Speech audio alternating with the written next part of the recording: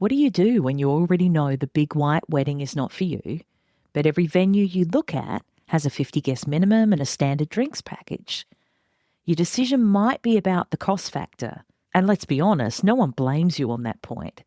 Or maybe you hate the thought of having all the focus on you. Maybe it's not the right time in your lives. Or you just prefer a wedding celebration that is deliberate, something more intimate and intentional. No matter how you came to this decision, the next step still remains. Where can you go to do this? Many standard wedding venues don't cater for elopements, so the couple and 2 guests, or micro weddings of under 20 or 30 guests, or they require you to share the space with others to accommodate those kinds of numbers.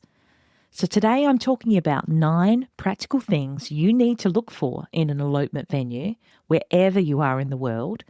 You'll learn about checking permits, privacy, accessibility and photography, how to spot any hidden extra costs before you sign, and the Airbnb and short-term rental clause almost nobody checks. Plus, what it looks like when a venue gets all of this right, using a real example in Adelaide CBD. Let's get stuck into it. Unbridely is a community of pro-wedding vendors who believe in freedom and integrity in weddings, giving you options, solutions, tips and tricks to create the experience and memories that you and your fiancé really want and deserve. Because we believe that weddings are a team sport. With how-tos, stories and interviews with recently married couples, we find out what went right and what they'd change if they could go back and do it all over again. I'm Camille and welcome to the Unbridely podcast. These are the 9 things you need to check before you fall in love again. I mean, with your venue. If you're anything like me, you rock up to a place and you get a sense. You know, you're feeling the vibes and you're anticipating what you might be able to do in the space. You're seeing all the different ways it can be styled and you get excited really quick. We want to try and temper that a little bit just to check off these 9 things to make sure that it's not just great on the surface, but the venue will be great for you on the day and for your guests as well. So the number one thing that I think you should be looking at with an elopement venue is to check that the space that you want, the place, you know, it can be a park or venue, is not just pretty, but weatherproof. Because outdoor gardens, I mean, they always look incredible in the photos the venues send you. So in the brochures, on the website, what they don't send you are the photos of how it looks when it's flooded, muddy, or completely inaccessible. And I can assure you that it looks a lot less incredible when it's raining sideways 20 minutes before your ceremony and there's no real undercover or inside option. So you need to ask directly, what happens on a day when the weather isn't playing ball? And by that, of course, I mean rain, but also storms, high winds, searing heat, and all the rest. You know, it depends on where you live, but wherever you are in the world, I'm betting that you've got some extreme situations happening as far as the weather goes. And as much as we'd love to believe that our wedding day is going to be perfect, it isn't always the case. So while a roof can be handy, it doesn't cover every eventuality. So a fully enclosed space with good light, maybe some included decor or texture on the walls or, you know, something that looks and feels good, gives you a beautiful backdrop without the stress of trying to find a backup at the last moment. So have the garden, but make sure you've got that plan B and you've locked it in ahead of time. A plan B that you're actually going to be happy with. Point number 2 you want to check is what is actually included and what is an added extra for your space, your venue, your location. And with those extras, you know, are they going to cost you more, like over and above the standard venue hire fee? This is where a lot of couples get caught out. So a base venue hire fee can look very attractive until you realise that any styling, seating, signing table setup, basic extras are all charged separately on top of what you've already budgeted for. Before you book anywhere, ask for the full list of what's included in writing. You want info about flowers or florals, if they're offered, of course. It's hard to do with fresh, so more often than not, they're faux flowers if they're offered. Chairs, how many are included in the base package, and what style are they? What colour are they? What condition are they in? Do you need to ask someone to set them up for you, or will the venue do that? You will probably want a signing table, somewhere to sign your marriage certificate, and a couple of chairs.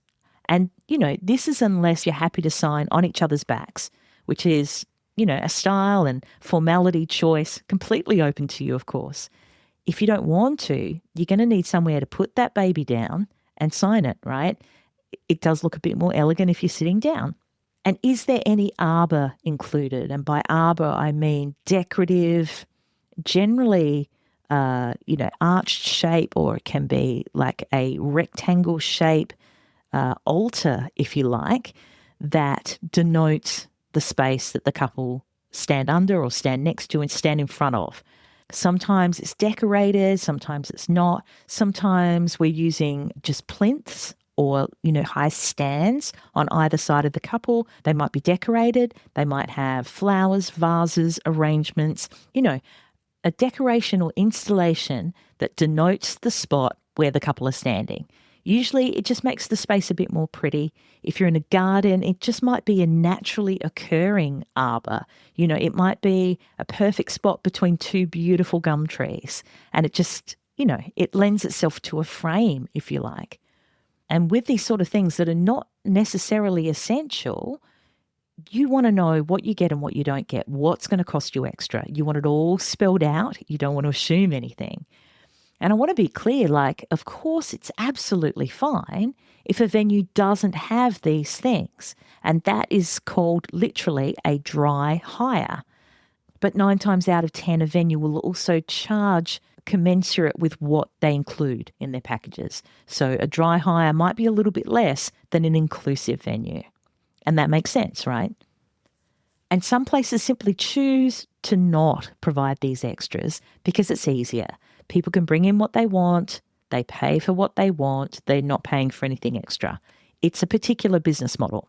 But if you want or need these types of things, so florals, chairs, signing table, arbour, any sort of decor, you need to know up front so you can, 1, factor in the hire or purchase price of them if they don't provide them. And number 2, make the plans to source those items, have them delivered at the right time, and have them picked up afterwards at the right time as well. It's all about knowing what you're up for. Number 3, you want to know how flexible the guest capacity is of the particular place. Now, obviously, in open areas like gardens and things, it's a lot easier. But then, of course, you don't really have the bad weather option. Historically speaking, an elopement was about running away to get married without your parents' consent. From a legal standpoint, if you're underage, that's illegal. So generally, what people mean nowadays when they say elopement is anywhere from a very basic legals-only ceremony with the couple and their 2 witnesses to destination celebrations with just a handful of guests. So you don't have to run anywhere if you don't want to. Although right now, being in the depths of winter here in South Australia, running away somewhere warm sounds positively dreamy. So whether your intention is an elopement or a micro wedding, these kinds of ceremonies, I got to tell you, because it's the truth, they have a habit of growing in size. Now, they don't always tip over into a full-scale wedding, but just a couple of people here, a couple of people there. So what starts as just the 2 of you, plus your 2 legal witnesses, can very quickly become you, your fiancé, your parents, a couple of best friends, and a couple of extra witnesses. Now, no one intends for it to grow in size, but in the real world, it makes sense. Our relationships don't happen in a vacuum because what we do impacts others. And once a couple realises that a lot more friends and family are very invested in their relationship and their happiness, they naturally want to see you at one of the most important moments in your life. So that's where the guest list can change from where you intended it to be at the start. It's not wrong. It's not right. It's just very, very human and very, very common. So I don't want you to feel like you haven't succeeded or you haven't held the line of your elopement if that's where you end up. Everyone's circumstances are different, so I simply wanted to make sure I shared how common this is, that the numbers go up.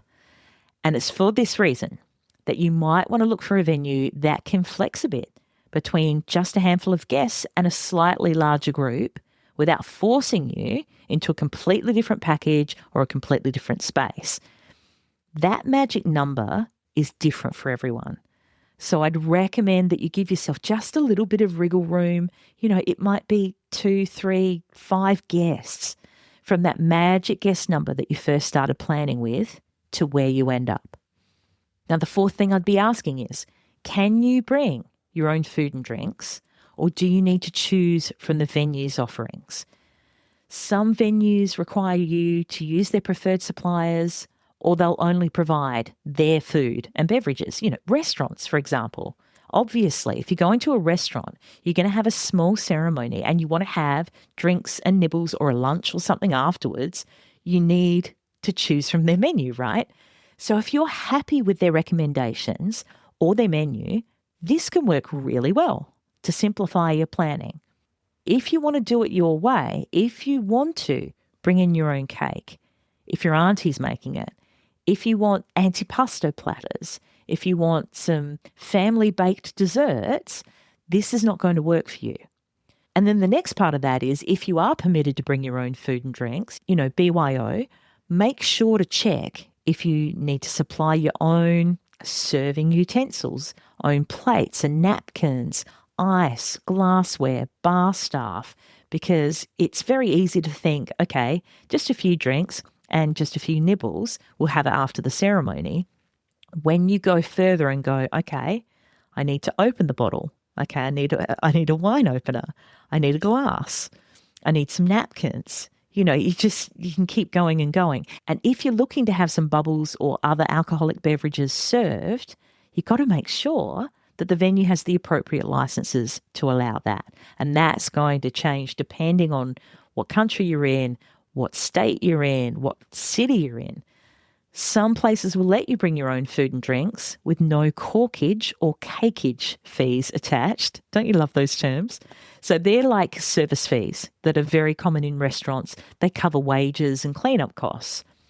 When you consider that here in Australia, a fairly, low price conservative corkage fee is $10 to $20 per bottle of wine, and cakeage, the amount of service fee that's charged per person for a slice of cake that's presented on a plate that, you might have a little fork with it, you might have a little napkin with it, is around $5 per person. And these are low costs. This single detail alone, your corkage and cakeage, can add around $300 to your bill. So always best to ask. Did you know that most newlyweds spend up to 8 hours of their precious time working through changing their last name after they get married? This is where easy name change comes in. Their kits provide you with a sort of shopping list of businesses, companies and government departments where you simply pick which ones you need to notify. They then send you detailed instructions on how to go about the name change process because every business is different. And this saves you hours of calling around, waiting on hold, sending emails, waiting for a response, and then remembering to follow up when you don't hear back from them. Easy name change kits also provide ready-to-send forms, letters and emails, so you just attach your marriage certificate to them and you're done. Starting at $39, the value and time you get back is a no-brainer. For more help on changing your name after you get married, there is an excellent blog post on the Unbridely website, and I'll put a link in the show notes for you. Plus, Unbridely podcast listeners get a $6 discount on their name change kits by using the code Unbridely6. That's UNBRIDELY 6, the number 6, and this is valid until the end of 2025. Get your easy name change kit so you can move on to the fun parts of being grown-ups together, like holidays, getting a dog, building a house, herb gardens. Point number 5 that you're looking for in your elopement venue is knowing what is within walking distance to where you're having your ceremony. You're looking for photo locations, accommodation, somewhere to eat afterwards probably, and the proximity of your ceremony to those places is more important than a lot of engaged couples expect. So when you've got a venue in a central location that's close to or in walkable area of other amenities, it obviously means less transport time, less car parking costs, less transport costs, and more time actually enjoying the day. Instead of travelling in a car, in a bus, however you're getting around, between locations.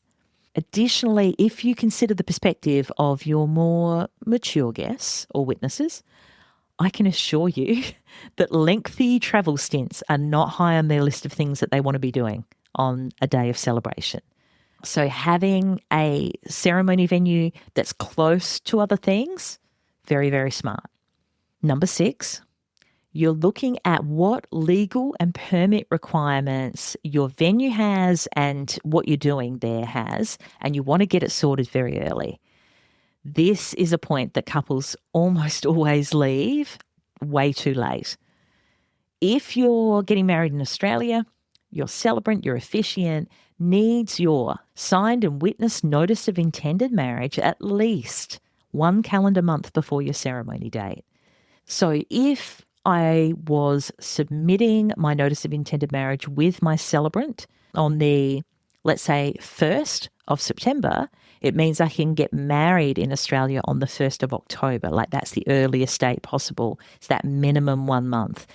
There is a special clause in the Marriage Act which allows the shortening, it's called shortening of time, but those shortenings only happen under extenuating circumstances, and that is only possible via what's called a prescribed authority. That's getting a bit deep into the weeds, but just know, minimum 1 month here in Australia.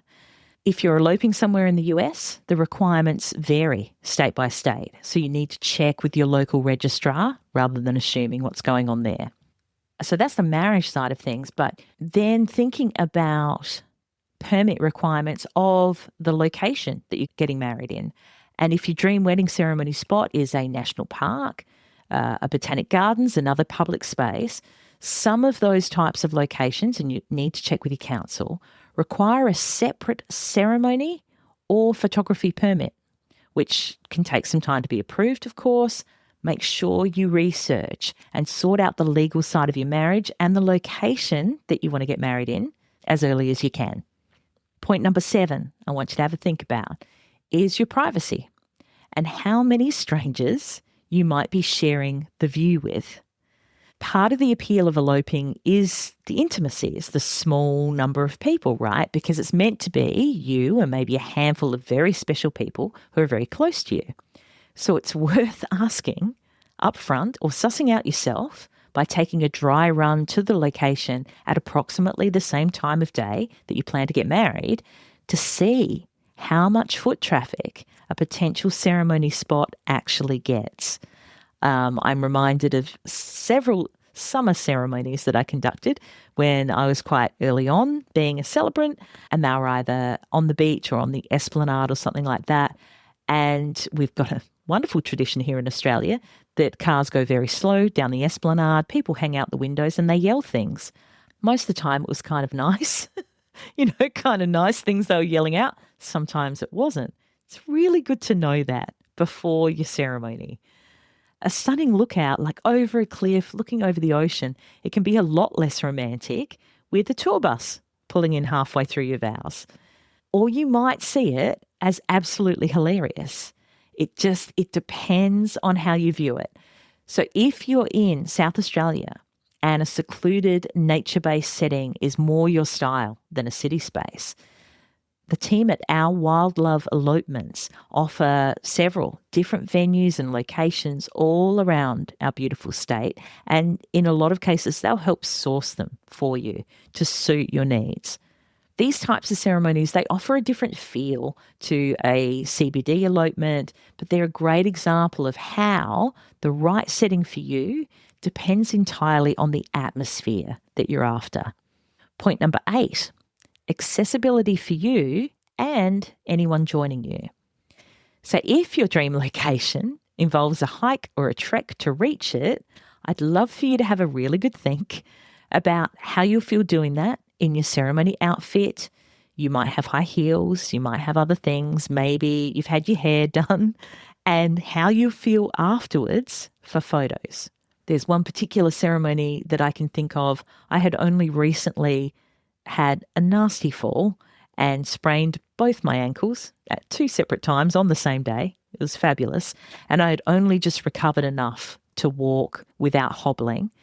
And I had agreed to conduct a ceremony on the lookout of a gorgeous cliff.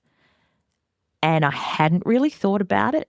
And the couple hadn't really, described the terrain to get up there. And it was scary. It was really scary for me because I thought I was going to hurt myself. And I thought that this is going to end really badly. But I managed to get up there. I went super slow. I tried to explain. I got up there and I got back down and I didn't hurt myself. But you just don't want to be putting yourself through any undue stress. You want to feel and look your best. And if you're up for and excited for the adventure, then awesome. But if you're wincing at the thought, you might want to have a look into some other options. And then the people joining you. So if a parent, grandparent, or any of your guests have mobility restrictions, have a look. Check the path in. Check the parking. Check whether there are stairs or whether there's other access that they can use before you commit. A beautiful location that no one can comfortably reach is not such a beautiful location on the day in reality. So just make sure you've covered your bases that way. And point number 9 that I want you to think about and I want you to check out before you sign those terms and conditions for your elopement is the photography and the light. So the time of day you book your ceremony has a direct effect on how your photos look. I don't know if you've thought about it, but the sunlight at different times of day, depending on where you are in the world, looks different in a photo. If soft golden light is the look you want, that generally means booking for late in the afternoon rather than midday. If you are choosing between venues, ask what direction any natural light comes in from, what time, and if it's important to you, of course, to match the style and feel of photos that you're actually looking for. If you're indoors, you want to ask what lighting is available. Can the lights be dimmed? Can some be added? Are there candles, either real or LED ones? What are your options and are you comfortable with them? Because getting married in a sterile, fluorescent lit room probably won't give you the same relaxed and comfortable effect that you're wanting on the day. So have a think about that in advance and ask the questions if it's an indoor space. And if it's an outdoor space, then you want to be asking your photographer or typing into Google, what time is the sun setting on my wedding day? And what sort of light are we looking at for the ceremony? There are no guarantees, of course, but having a look at that in advance will give you the best chance you've got of having the most beautiful light to suit your aesthetic. And a little bit about Airbnbs and short-term rentals. This is one that catches a lot of couples out, especially if you're planning to elope somewhere new and you think, okay, I'm going to this nice Airbnb or a holiday rental and you want it to double as your ceremony space. Because many short-term rental listings have a specific clause about hosting events, and in particular, wedding ceremonies and or receptions on site. So some places require an additional bond or they have an event fee, and some homes or locations don't allow events at all. Often that's the host's choice, and it can be backed up by insurance restrictions as well. These specific clauses are written into the host terms, not always the platform, so Airbnb for argument's sake, they're general terms. So sometimes they won't always show up as obvious at first glance.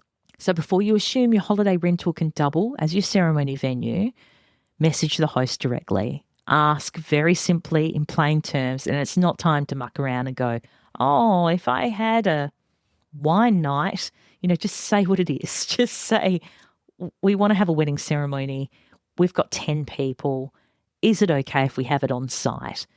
And the host will let you know whether or not they expect a bond, whether or not it's okay, or whether it's definitely not on. There are plenty who will allow it, so just make sure that you've checked in advance. I recommend that you get the answer in writing. It's honestly a 5-minute email that you can shoot off that can save you from a cancelled booking or an unexpected, unbudgeted fee closer to your date. Now, as I mentioned at the start, if you're planning your elopement somewhere in the world outside of Adelaide, everything I just mentioned is your checklist to go through. And you can use the 9 points as a guide wherever you're booking. But as I mentioned at the start, if you happen to be planning your wedding ceremony for here in Adelaide, I'm excited to share a new venue that I've just started working with that caters for engaged couples who are looking for a central and elegant space to get married. And additionally, the owners, Nikki and Birdie, have made sure that their venue actually ticks every one of these boxes that I spoke about, that 9-step checklist, because after many years as wedding vendors themselves, they know these are sticking points in venues that they have seen, and they really wanted to offer something over and above to couples.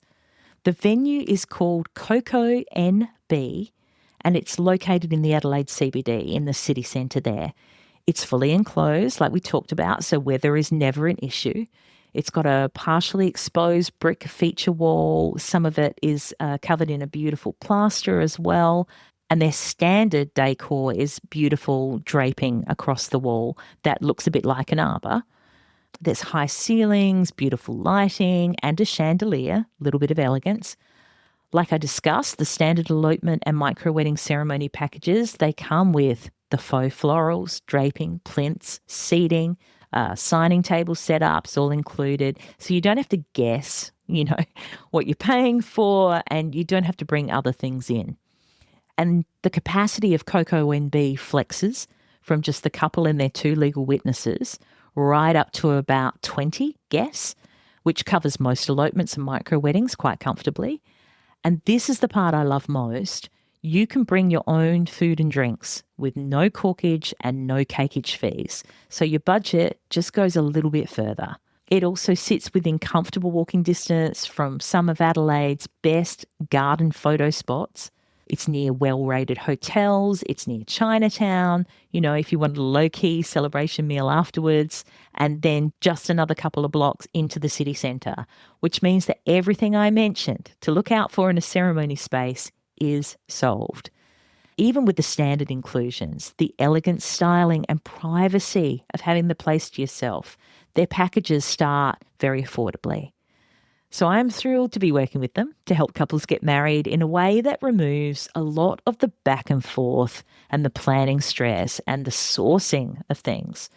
So if this sounds like your kind of space, you can reach out to me via email, hello@unbridely.com, or Instagram, just DM me, and we can have a look at Coco NB's availability for your date, and I can share the special packaging options that they have for couples getting married before the 1st of July in 2027, because there's extra special pricing for that time. So to wrap this up and to summarise the takeaways, this is your checklist, 9 points for choosing an elopement venue wherever in the world that you're planning yours. The top 9 things to check before you sign those terms and conditions are: number 1, weatherproof, all weather. Number 2, checking the transparency on the inclusions you get, what is included. Number 3, being flexible on numbers. 4 is catering. What options are available to you? Can you do BYO, or are there easy options within your budget? Number 5, is the spot within walking distance or a very short drive to other amenities like hotels, restaurants, photo shoot locations? Number 6, your legal and permit requirements, not just for the marriage, but for the location too, whether it's public or private. Number 7, is it accessible for everyone joining you? Will everyone comfortably be able to get there, get home? Will they be safe? And number 9, is the lighting great, and will it look the way you want your photos to look, i.e. beautiful? Now, I'm very excited. I've got some really important conversations with pro wedding vendors coming up in the next couple of weeks, all about love hires, which has become a lot more common in the last few years. So make sure you subscribe to the Unbridely podcast so you don't miss out on them. And until next time, celebrate your people. That about wraps it up for this episode of the Unbridely podcast. For the links and resources we mentioned, please head to the show notes. And if you love the show, please review and subscribe on the podcast platform you're on now so you don't miss out on a single episode. Thanks so much for listening. And remember, weddings are a team sport. Catch you soon.